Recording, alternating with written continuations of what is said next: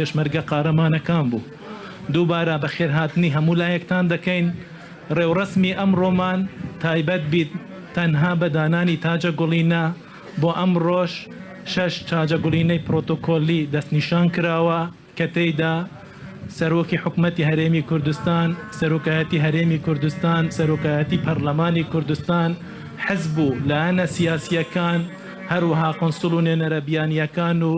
کەژاوەی کەسوکاری شەهیدان کە لەگەڵیان وەزیرە بەڕێزەکان و فراکسیۆنەکانی پەرلەمان و کەسایەتیەکان و ڕێکخراوەکانیش بەشدار دەبن.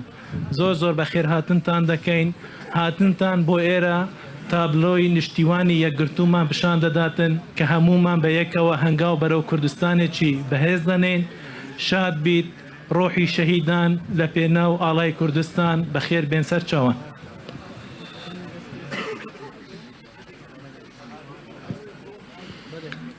بەڕێزان ئامادەبووان ڕێوڕسمی تاجە گوڵینە دەست پێکات. تاجە گوڵینەی سەرۆکی حکوومەتی هەرێمی کوردستان لەلایەن بەڕێز جەنابی کاک مەسرور بارزانی سەرۆکی حکوومەتی هەرێمی کوردستان.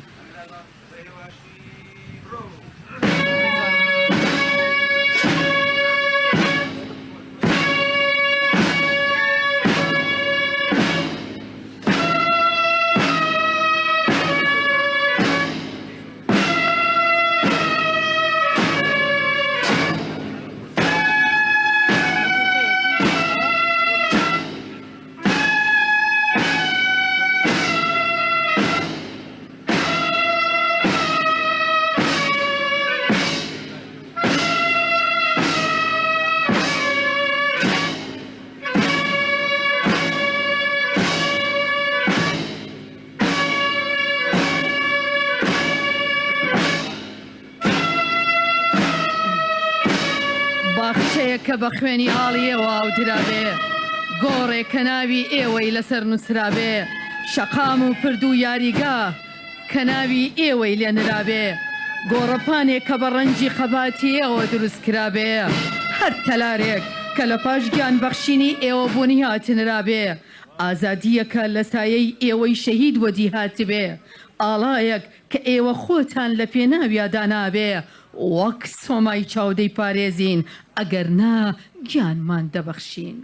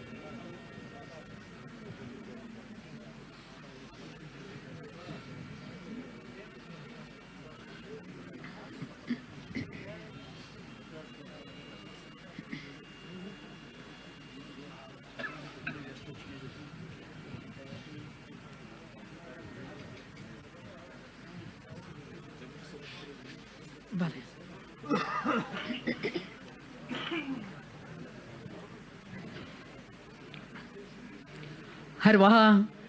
تاجە گوڵینەی سەرۆکایەتی هەرێمی کوردستان لەلایەن بەڕێز جعفەر شێخ مستەفا جێگری سەرۆکی هەرێمی کوردستان بە ڕێوڕسم دادەنرێت.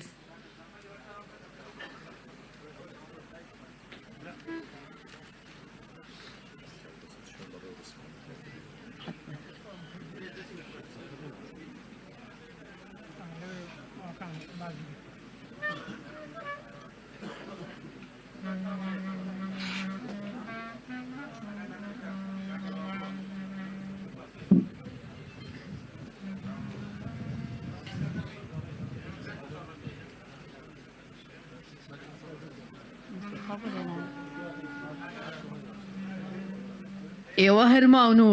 دوژمنتان دەبرێ ڕۆحتان بە ئاسمانی وڵاتدا دەفڕێ ئێوە سەروەردن و دوژمنتان سەرشۆڕ ئێوە یەکگرتوونە حەستان خۆخۆر ئێوە نەمرن و داگیرتر مردوو ئێوە لە لوتکەن دوژمن دواکەوتوو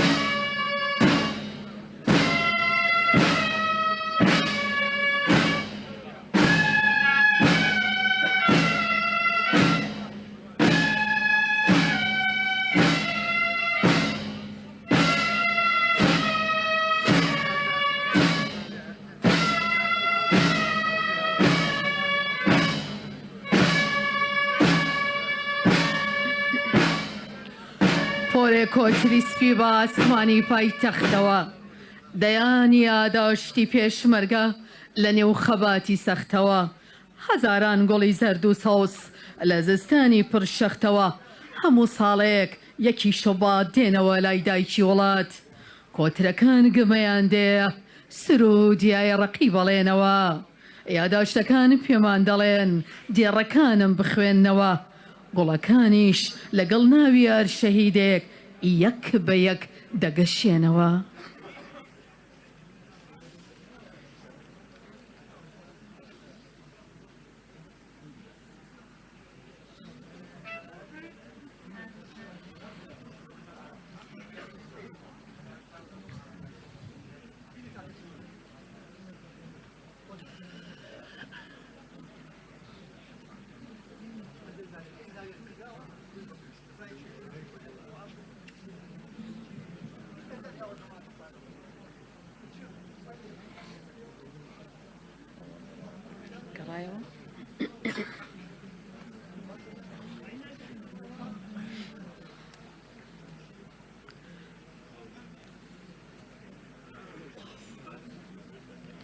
ئێساش تاجە گوڵینەی سەرۆکایەتی پەرلەمانی کوردستان بەڕێوەڕەسمدانرێت جێگری سەرۆکی پەرلەمان و سەرۆکایەتی دەستەی پەرلەمانی کوردستان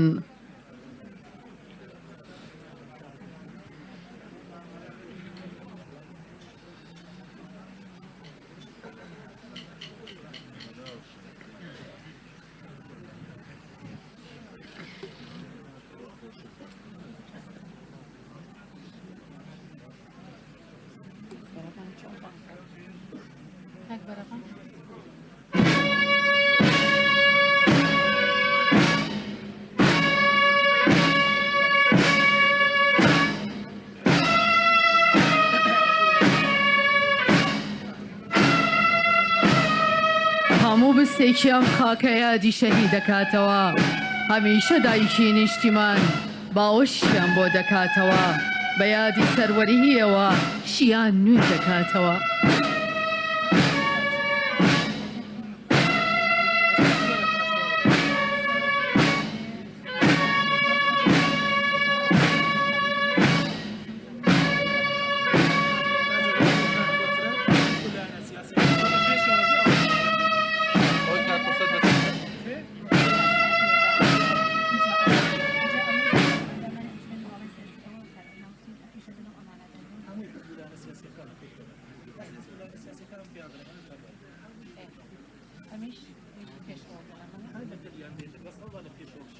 ئەوەی کاکۆسەد بە تەنیا دێتن مەراسیم بەجێ کوڕەکەت پێنەوە تۆ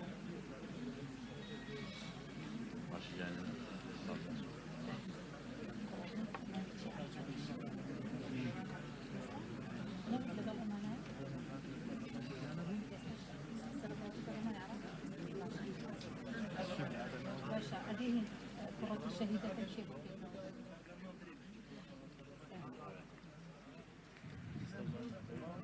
ئێستاش ڕێوڕەسمی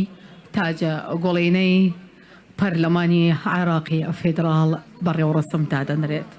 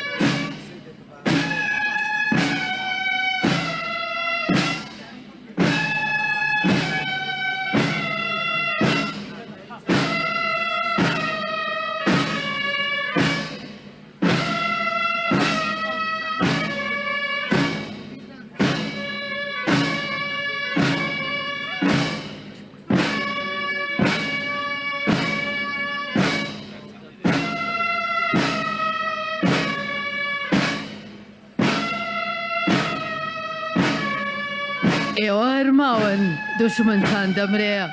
ڕۆحتان بە ئاسمانی وڵاتە دەفڕێ ئێوە سەروەرن دوژمنتان سەرشۆڕ ئێوە یەکگرتوونە حەستان خۆخۆر ئێوە نەمرن و داگیرکەر مردوو ئێوە لە لوتکەن دوشمن دواکەوتوو.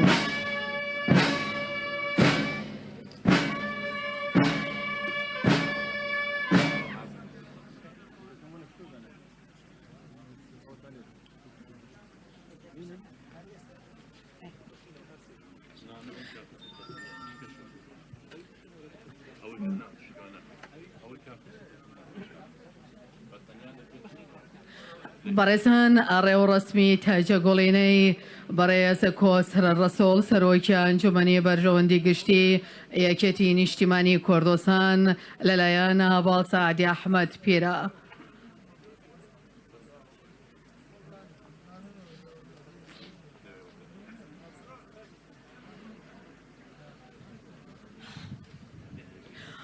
هەروەها تاجە گوڵینەی حیزب و لایەنە سیاسیەکان بە ئەمان شێوە بە ڕێوەڕەسم دادەنرێت نوێنەری مەکتەبی سیاسی پارتی دموکراتی کوردستان و نوێنەری مەکتەبی سیاسی یەکێتی نیشتیمانی کوردستان و سەرجەم نوێنەرانی لایەنە سیاسیەکان و پێک هاتاینی و نەتەوەیەکانی کوردستان و لەگەڵ بەرپرسی لەقیدوی پارتی دموکراتی کوردستان و ماڵبەندی یەکێتی نیشتیمانی کوردستان لەم ڕۆژەدا لەم ڕێوەڕەسمەدا تاجە گوڵینە بە گوڵکۆی شەهیدە نەمرەکانماندانرێ ئێمەش پیان ئەڵێین سوێن بێ بە خوێنی ئاڵتان سوێن بێ باڵای بەرز و شەکاوەمان هەمومان پێکەوە لە کوردستانێکی بەهێزتر و پێشکەوتوتر و ئاوەدانتر پێکەوە ژیان و ئاشتەوایی گیانمان بەخت بکەین خوێنمان بڕێژین.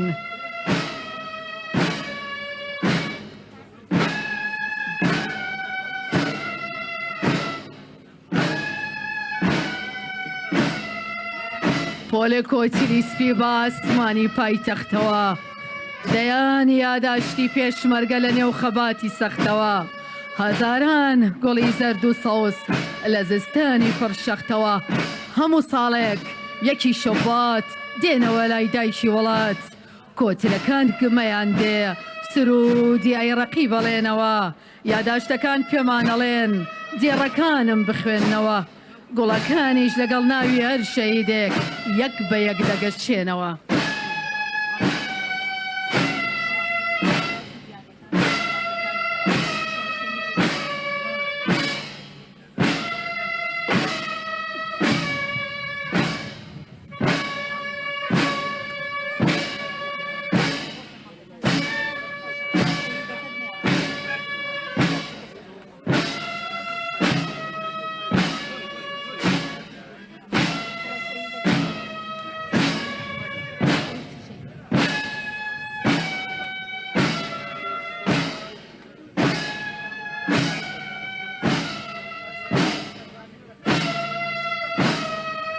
ئەوەی کە دەیبینن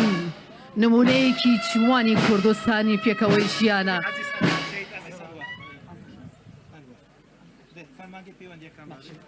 تاجە گوڵینەی نوێنەرایەتی بیانیەکان و فەرمانگەی پەیوەندیەکانی دەرەوەی حکوومەتی هەرێمی کوردستان بەڕێوەڕەسمام تاجە گوڵینەیە دانرێت.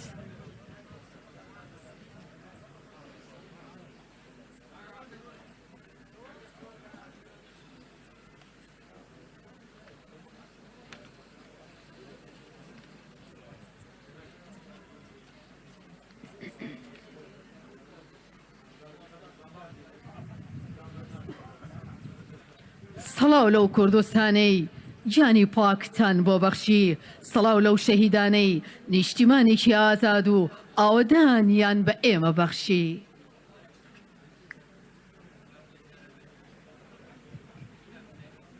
هاوزەمان لەگەڵ یادی شەهیدانیەکی شوبادا هیوا خوازین کوردستانێکی پێشکەوتوتر بەێستر ئاشتی و پێکەوەشیان بۆ هەموو کوردستانیان ئاشتیەکی زیاتر پێکەوەشیان زیاتر لە کوردستانمان ئەوەی کە بینن نمونەی چوانی کوردستانمانە بێجیاوازی دەنگ و ڕەنگ و ئاین و نەتەوە جیاوازەکانی کوردستان گوڵی وەفا و ڕێز و خۆشەویستی لەسەر شەهیدانماندانرێن کە 16 ساڵ بەر لە ئێستا بەدەستی تیرۆریستانی چاپاڵ پۆلێک لەسەر کردەی باڵا و کادیرانی پێشکەوتووی و پێشمەرگە و بەرپرسانی حیزبی و حکومی پارتی دموکراتی کوردستان و یەکەتی نیشتیمانی کوردستان لە بەرەبەیانێکی جەژندا شەهید بوون و گیان و خوێنی خۆیان کردا پێشکەش بە وڵاتیان کرد.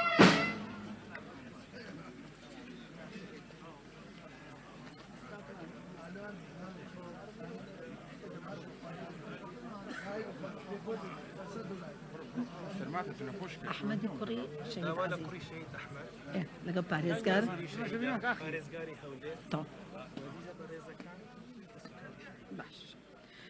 بەڕێزانم ئێستاش داوا لە ئەحمەدی کوڕی شەهید عەزیز ئەنوەر کە لە دوای ئەو کارە ساتە و لە دوای شەهیدبوونی باوکی چاوی بە دنیا هەڵهێنا و هەروەها داوا لە پارێزگاری ئەولێر و وەزیری شەهیدان و کاروباریان فالکراوان دەکەین بە ڕێوڕسم تاجە گوڵینە دابنێن، هەروەها داوا لە وەزیرە بەڕێزەکان و فراکسیۆنەکانی پەرلەمانی کوردستان.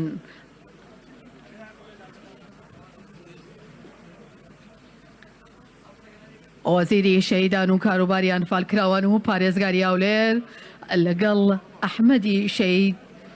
عەزیز ئەنوەر کوڕی شەهید عەزیز کە لە دوایی شەهید بوونی باوکی کە گیانی سپارد چاوێ بە دنیا هەڵهێناوە بەڕێوەڕسم تاجە گوڵینە دانێن، هەروەها داوا لە سەرجەم وەزیرە بەڕێزەکانی حکوومەتی هەرێمی کوردستان دەکەین. هەروەها سەرجەم ماڵبات و خانەوادەی سەربەردی شەهیدان گوڵی وەفا و خۆشەویستی و یادکردنەوە دابنێن. سەرجەم خانەوادە و ماڵبات و دایک و باوک و خوشک و برا و هاوسەر و کوڕ و کچوونەوەکان خزم و کەس و یار و یاوەرانی شەهیدان گوڵی ڕێز، گوڵی خۆشەویستی، گوڵی یادکردنەوە، گوڵی وەفا دادرێت.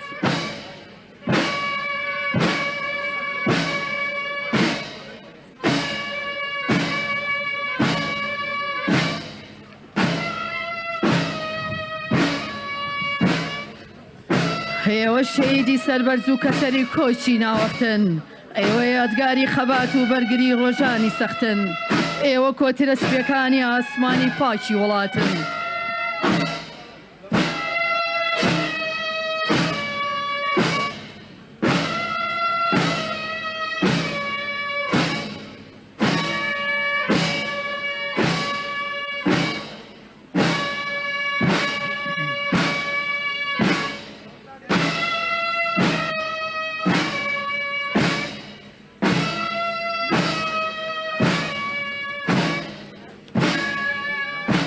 کەواتە بێ بڵین سەڵاو لەو کوردستانی گیانی پاکتان لە بۆ بەخشی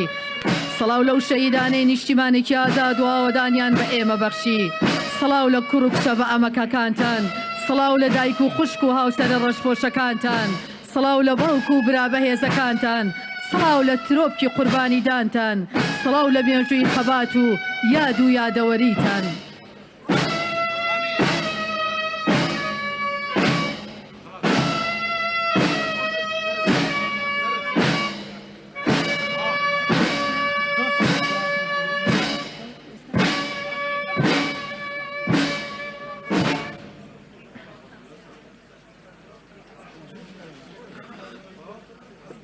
بەڕێزانم ئامادەبووان زۆر سپاس بۆ ئامادەبوونی سەرۆکی حکوومەتی هەرێمی کوردستان بەڕێز جەنابی کاک مەسرور بارزانی و هەروەها جێگری سەرۆکی هەرێمی کوردستان و جێگری سەرۆکی پەرلەمانی کوردستان و سەرجەم میوانانی تایبەت و خانەوادەی سەربەرزی شەیدان ڕێوەڕەسمی دانانی تاجە گوڵینە تا کاتژمێر دۆستەی نیوەڕۆ بەردەوامە بێ لێرە گوڵی وەفا و یادگاری و ڕێز و خۆشەویستی با ڕێوەڕەسمدا ئەندرێت تا دواستەی نیوەڕۆ